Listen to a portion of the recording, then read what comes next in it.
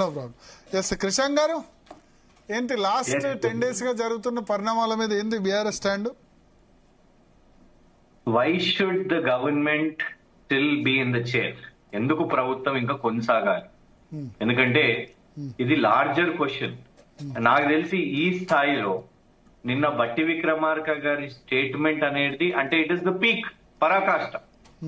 వారు నేరుగా నా మీద వార్త చేపియడానికి, ఏబిఎన్ ఛానల్ నా మీద వార్త చేపియడానికి దాని వెనుక ఒకరు ఉన్నారు అని అన్నప్పుడు డిప్యూటీ చీఫ్ మినిస్టర్ పైన ఎవరు ఉంటారు?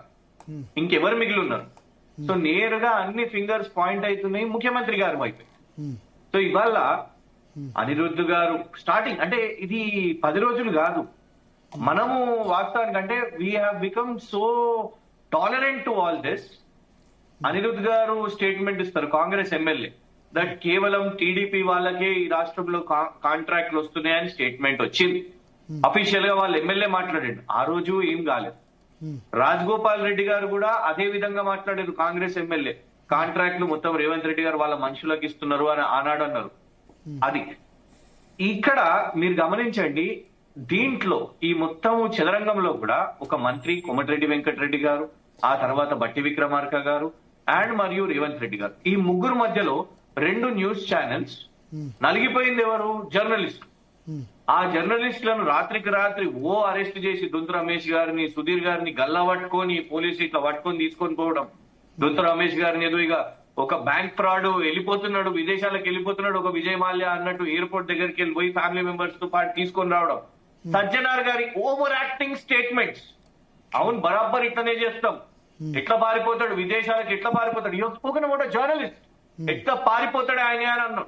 ఈ was just an accused. Even అప్పటికి ఏమీ కూడా లేదు, ఈవెన్ కోర్టు కూడా ఇప్పుడు రిజెక్ట్ చేసేసింది. కానీ ఎట్లా పారిపోతాడు, విదేశాలకు ఎట్లా వెళ్ళిపోతాడు అని మీరు ఏదైతే టార్గెట్ చేసారో, ఇవాళ ఎందుకు ఈ విచారణ సంస్థ, ఈ సిట్ అనేది ఎందుకు మౌనంగా ఉన్నది? ఇది మొత్తం కూడా ఇంకొకటి, ఇదేం గవర్నెన్స్ గురించి కాదు, ఇది పూర్తిగా కరప్షన్ గురించి, పంపకాల పంచాయతీ. ఇది నేరుగా బొగ్గు గన్ల విషయం మీద పేరు తీసుకొని నంబర్ 1 ఎన్టీవీ చేసిన స్టోరీ. అంటే ఎవరు ఇక్కడ డిఫెండ్ చేస్తలేదు ఈ స్టోరీస్ ని, కానీ ఎన్టీవీ ఫస్ట్ ఈ స్టోరీ చేసినప్పుడు ఎవరి పేర్లు తీసుకోలేదు. అదే జడ్జి గారి ముంగట కూడా వచ్చింది, అసలు కంప్లైంట్ ఎవరండి, విక్టిమ్ ఎవరండి అనేది వచ్చింది. కానీ దానికి ఐఏఎస్ ఐపీఎస్ అసోసియేషన్ వచ్చింది, వీళ్ళందరూ దిగారు. తర్వాత కౌంటర్ గా ఇంకొక కిషాన్ గారు, ఇక్కడ ఒక పాయింట్, పేరు తీసుకోకపోయినా అక్కడ అర్థం అవుతుంది ఎవరి గురించి అన్నారో, క్లియర్ గా ఉంది. అక్కడ పేరు తీసుకోకపోయినా నల్గొండ జిల్లాకు సంబంధించిన మంత్రి, ఓకే, తర్వాత ఆ జిల్లా కలెక్టర్ నే మళ్ళీ ఇక్కడ పోస్టింగ్ వేయించుకున్నారు. నల్గొండ జిల్లాలో 2 మంత్రులు ఉన్నారు, ఓకే, కోమటిరెడ్డి, ఉత్తమ్ కుమార్ రెడ్డి.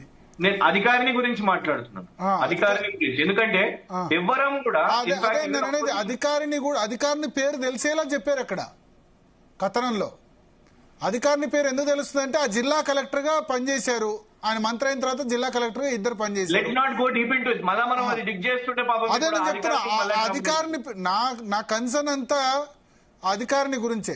తప్పు కదా, నేను నిన్ననే చెప్పా, అది కోమటిరెడ్డి వెంకటరెడ్డి గురించి చేసిన తప్పే. కేటీఆర్ గురించి కూడా చాలా ఇష్టం వచ్చేట్టు రాస్తున్నారు. ఇప్పటికి కూడా సోషల్ మీడియా ఇష్టం ఉన్నట్టు రాస్తున్నారు. వాళ్ళు ఏదో చూసినట్టు, అది చేసినట్టు, ఇది చేసినట్టు రాస్తున్నారు. ఎవరి పర్సనల్ లైఫ్స్ మనకు ఎందుకు, వ్యక్తిగత జీవితాలు ఒకవేళ నిజంగా ఉన్నా ఎందుకు, మీడియాకి ఏం సంబంధం? అది వాళ్ళు అది చేసినట్టు తప్పు అని చెప్తారు. అతను 100% తప్పు, వాళ్ళు క్షమాపణ చెప్పారు. కానీ అల్టిమేట్ గా జర్నలిస్టులను బలిబాజు చేశారు. అది భరత్ గారు, Caesar's wife must be above suspicion. ఇక్కడ నేరుగా సీజర్ మీదనే వాళ్ళ వేలు చూపెడుతున్నారు అందరు. ఇక్కడ సీజర్ ఎవరు? ముఖ్యమంత్రి గారి. నేను అనేది ఏంటంటే ఆ స్టోరీ తప్ప ఒప్ప మీకు సమాచారం ఉండొచ్చు, మాకెవరికి లేదు సమాచారం. ఎందుకంటే సిట్ ఎంక్వైరీ చేసినాక, సజ్జనార్ గారు వేసినాక, ఒక ఛానల్ పోయినాక నిజంగానే ఒకవేళ ఆ ఛానల్ దగ్గర పూర్తి సమాచారమే ఉంటే, దాని వెనుక ఎవరో కాంగ్రెస్ వాళ్ళే ఇచ్చుంటే దాన్ని ఎరేట్ చేసే అవకాశం ఉన్నది. ఎందుకంటే ఆ తర్వాత ఇంకొక ఛానల్ కౌంటర్ గా వాళ్ళు డైరెక్ట్ గా పేర్లు తీసుకొని దీని చుట్టూ కాంట్రాక్ట్లను పెట్టి, దీని చుట్టూ ఇన్ని వేల కోట్ల కాంట్రాక్టు, దాని కమిషన్ ఇదంతా ఉన్నది అన్న తర్వాత ముఖ్యమంత్రి గారు మీరు గమనించండి, వారి సబార్డినేట్ డిప్యూటీ చీఫ్ మినిస్టర్ మీద నేరుగా ఆరోపణ వస్తే ముఖ్యమంత్రి గారు ఎంత క్యాజువల్ గా మాట్లాడుతున్నారండి. ఈ 2 ఛానళ్లు మీ పంచాయతీ మీరు పెట్టుకోండి అనేసి సింపుల్ గా కొట్టిపడేసారు. డైరెక్ట్ గా డిప్యూటీ చీఫ్ మినిస్టర్ మీద అక్యుజేషన్స్ వచ్చినాయి. డిప్యూటీ చీఫ్ మినిస్టర్ వచ్చి ఈ ఛానల్ ఫలానా వాళ్ళ ఫేవరెట్, ముఖ్యమంత్రి గారి ఫేవరెట్, వెనుక కొందరు నడిపించిండ్రు, ఒక వ్యక్తి నడిపించిండు, అందుకే నా మీద ఇది అటాక్ అయింది అన్నప్పుడు ఇవాళ ఈ రాష్ట్రంలో ఎవరన్నా విచారణ చేపడతారా దీన్ని? ఇంకోటి, ఈ ఫలానా ఛానల్ కౌంటర్ స్టోరీ చేసినప్పుడు పాపం మళ్ళా అధికారిని నిద్ర మాత్రలు మింగింది అని అన్నప్పుడు ఏం చేస్తున్నదండి ఇవాళ సిట్? ఏం చేస్తున్నారు సజ్జనార్ గారు? ఎమర్జెన్సీ అని అనుకుంటే నేను మీ అందరిని ఎప్పుడో చేస్తుండే, నేను మీ ఛానల్ లోపలికి వస్తా, నేను ఇట్లనే బిహేవ్ చేస్తాను అన్నప్పుడు ఎందుకు సెలెక్టివ్ టార్గెటింగ్ చేయాలి? ఇవాళ దొంతు రమేష్ అయినా సుధీర్ అయినా వాళ్ళ మీద సెలెక్టివ్ టార్గెటింగ్ జరిగింది. ఇవాళ అట్లా అని ఇంకో ఛానల్ మీద చేయండి అని మేము అంటలేము. డెఫినెట్ గా ఈ విచారణ అనేది మరి సిబిఐ ఎందుకు మాట్లాడతలేదో, కేంద్రంలో ఉన్న బీజేపీ వాళ్ళు, బండి సంజయ్ గారు, కిషన్ రెడ్డి గారు చాలా విషయాల మీద ఇమీడియట్ గా స్పందిస్తారు, కానీ దీని మీద ఇప్పటికి మాట్లాడతలేరు. I think CBI should step in. CBI వచ్చి, అంటే మాకు ఏదో కొంత సిబిఐ మీద నమ్మకం ఉందని కాదు, కానీ ఈ విచారణ సిబిఐ తనంతట తాను రాలేదు, హైకోర్టు సిబిఐ తనంతట తాను రాలేదు, హైకోర్టు విచారణకైనా ఇవ్వాలి, రాష్ట్ర ప్రభుత్వం అయినా ఇవ్వాలి. Seeking legal opinions. దీని మీద ఏం చేయొచ్చు అనేది మా నాయకత్వం లీగల్ ఒపీనియన్స్ తీసుకుంటున్నది. ఎందుకంటే every evidence is out in open. NTV story అనేది పబ్లిక్ డొమైన్ లో ఉన్నది, ఏబిఎన్ స్టోరీ పబ్లిక్ డొమైన్ లో ఉన్నది, కోమటిరెడ్డి వెంకటరెడ్డి గారి స్టేట్మెంట్స్ పబ్లిక్ డొమైన్ లో ఉన్నాయి, నిన్న బట్టి విక్రమార్క గారి స్టేట్మెంట్స్ కూడా పబ్లిక్ డొమైన్ లో ఉన్నాయి. Cancellation, ratification of the tender అనేది నేరం జరిగిన తర్వాత నేను దాన్ని రాటిఫై చేసేస్తున్నా, నేను టెండర్ క్యాన్సిల్ చేస్తున్నా అంటే నేరం జరగలేదని కాదు కదా. సో ఖచ్చితంగా ఈవెన్ అబెట్మెంట్ ఆఫ్ క్రైమ్ అంటారు, అబెట్మెంట్ ఆఫ్ క్రైమ్ ఉన్నా కూడా నేరమే ఇక్కడ. సో డెఫినెట్ గా ఒక నేరం జరిగింది అన్నట్టు అర్థం. దాన్ని టెండర్ క్యాన్సలేషన్ చేస్తే అయిపోదు. దీన్ని వీళ్ళు క్లియర్ గా ఎవిడెన్స్ కూడా, ఈ ప్రభుత్వంలో ఉన్న పెద్దలే దీంట్లో ఇన్వాల్వ్ అయితే ట్రాన్స్పరెంట్ విచారణ ఎక్కడ ఉంటుంది భరత్ గారు? ఎవరు విచారణ చేపడతారు చెప్పండి? 2 మీడియా సంస్థల మీద వేళ్లు చూపెడుతున్నారు. ముఖ్యమంత్రి గారు, ఉప ముఖ్యమంత్రి గారు, మంత్రి గారు ఒకళ్ళ మీద ఒకళ్ళు వాళ్ళ పేర్లు పడుతున్నాయి. విచారణ ట్రాన్స్పరెంట్ ఉంటుందని ఏంది ఇంకెక్కడ ఉంటుంది చెప్పండి? చిన్న ఒక ఇంటర్నేషనల్ మోటార్ స్పోర్ట్ రేస్ ఇక్కడ మేము ఏర్పాటు చేసినందుకే మా మీద ఓహో ఈడీలు, ఏసీబీలు, గవర్నర్ గారు ఇంత పెద్ద తతంగం చేస్తే మీరు ఆబ్జెక్షన్ వ్యక్తం చేశారు కదా.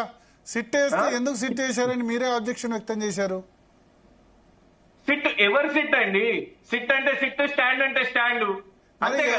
ఉన్నది పోలీసులు రాష్ట్ర ప్రభుత్వమే వేసింది. నేను సజ్జనారు మీ టైంలో మీరు సజ్జనార్ను రెస్పెక్ట్ చేసి ఆయనకు చాలా ఇంపార్టెంట్ ఇచ్చారు. ఆ సజ్జనార్ నేతృత్వంలోనే వేశారు సిట్టు. టీఆర్ఎస్ 10 ఏళ్ల ఆయనలో చాలా ఇంపార్టెంట్ పోస్టింగ్స్ ఇచ్చారు. ఆయన పక్కనేం పెట్టలే కదా. సజ్జనార్కి ఆర్టీసీ ఎండీ ఇచ్చారు. అంతకుముందు మీకు ఈ దిశ ఎన్కౌంటర్ కేసు బాధ్యతలు కూడా ఆయనకే ఇచ్చారు. భరత్ గారు అప్పుడు మంచి ఉన్నారు కదా అని ఇప్పుడు నేరం చెయ్యరు అని ఉండదు. ఇప్పుడు నేరస్తులు కదా అని స్టేట్ గవర్నమెంట్ సిట్ అంటే స్టేట్ గవర్నమెంట్ స్పెసిఫిక్ కేసు అనేది ఉంటది. సో ఇక్కడ సజ్జనార్ గారు చేస్తున్న తీరు it looks like as boss అనే తీరు లాగా కనబడుతున్నది. It is selective. Rule of law అనేది అందరి కోసం ఉండాలి. ఇలాగా నేను అనేది అసలు గతం గురించి చర్చ కూడా లేకండి.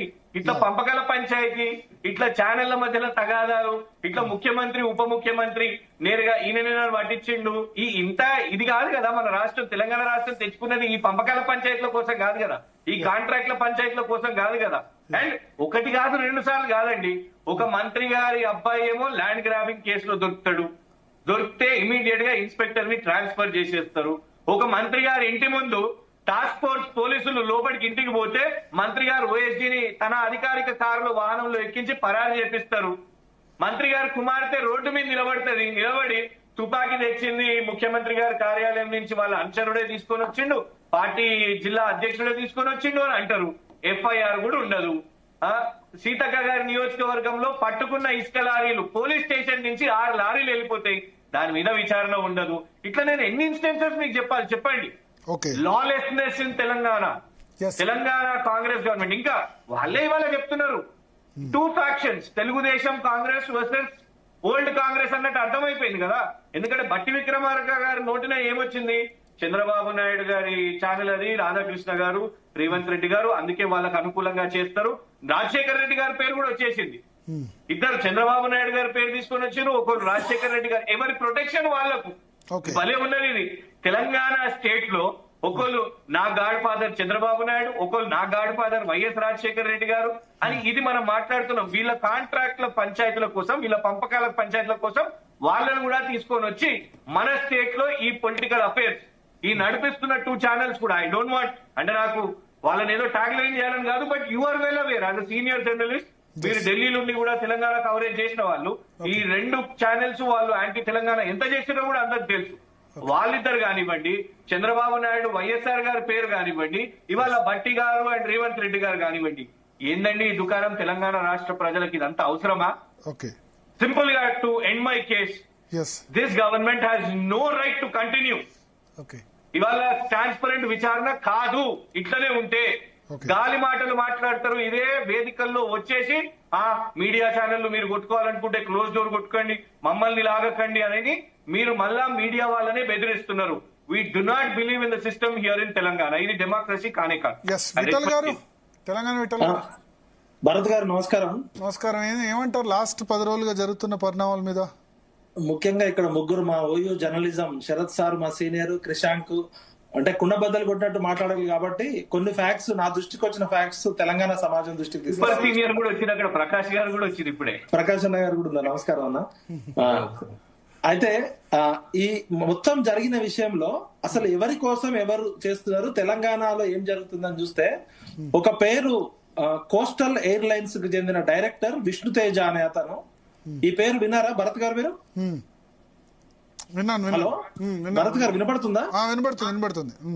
అసలు తెర మీదకి రాని పేర్లు కోస్టల్ ఎయిర్లైన్స్ డైరెక్టర్ విష్ణుతేజ, అదే విధంగా అనిల్ రెడ్డి.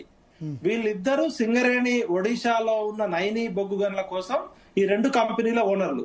ఈ విష్ణుతేజ గారు ఎవరంటే ఎన్టీవీ నరేంద్ర చౌదరి గారి కూతురు రచన గారి అల్లుడు. ఆయన గతంలో కోస్టల్ ఎయిర్లైన్స్ లో డైరెక్టర్ గా పనిచేసిండు. అయితే ఇక్కడ ప్రజలకు తెలియాల్సిన విషయం ఏంటంటే సింగరేణి సంస్థ మాది కొత్తగూడెం బొగ్గు గనుల్లో పుట్టిన అగ్గిబరాట. ఇది ఇందాక క్రిషాంక్ గారు చెప్పినట్టు నైతిక విలువలు ఏ విధంగా పతనమైనవి, రాష్ట్ర కేబినెట్ లో ఉన్న మంత్రులు ఏ విధంగా వాడుతున్నారంటే కాంగ్రెస్ పార్టీ అధికారంలోకి వచ్చిన దగ్గర నుంచి 2 సంవత్సరాల్లో సింగరేణి సంస్థలో జరిగిన అవినీతి అక్రమాల మీద గతం